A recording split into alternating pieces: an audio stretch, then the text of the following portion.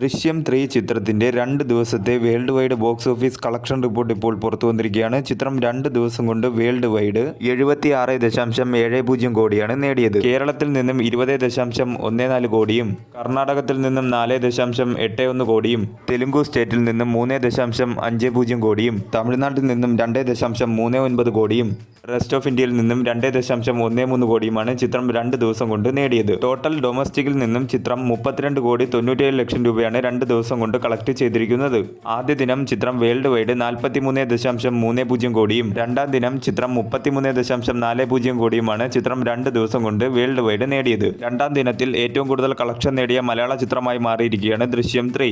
എമ്പുരാന്റെ റെക്കോർഡാണ് ചിത്രം തിരുത്തി എഴുതിയിരിക്കുന്നത്. 2 ദിവസം കൊണ്ട് തന്നെ ചിത്രം വേൾഡ് വൈഡ് 76.70 കോടിയായിരിക്കുകയാണ്. മലയാളത്തിൽ നിന്നും റിലീസായ ചിത്രങ്ങളിൽ ഏറ്റവും വേഗത്തിൽ 100 കോടി ക്ലബിലെത്തിയ രണ്ടാമത്തെ ചിത്രമായി മാറാൻ നാളെ ഒരു ദിവസം കൊണ്ട് തന്നെ ദൃശ്യം 3 എന്ന ചിത്രത്തിന് സാധിക്കും. ചിത്രത്തിന് കേരളത്തിൽ നിന്നും ഒരു മിക്സഡ് ആയിട്ടുള്ള റെസ്പോൺസാണ് നേടിയെടുക്കാൻ സാധിച്ചെങ്കിലും ചിത്രത്തിന് മികച്ച രീതിയിലുള്ള കളക്ഷനും അതുപോലെ തന്നെ ബുക്കിങ്ങുമാണ് ഇപ്പോഴും നടന്നുകൊണ്ടിരിക്കുന്നത്. നാളത്തോടുകൂടി ചിത്രം 100 കോടി ക്ലബ് എന്ന നേട്ടവും കൈവരിക്കുന്നതായിരിക്കും.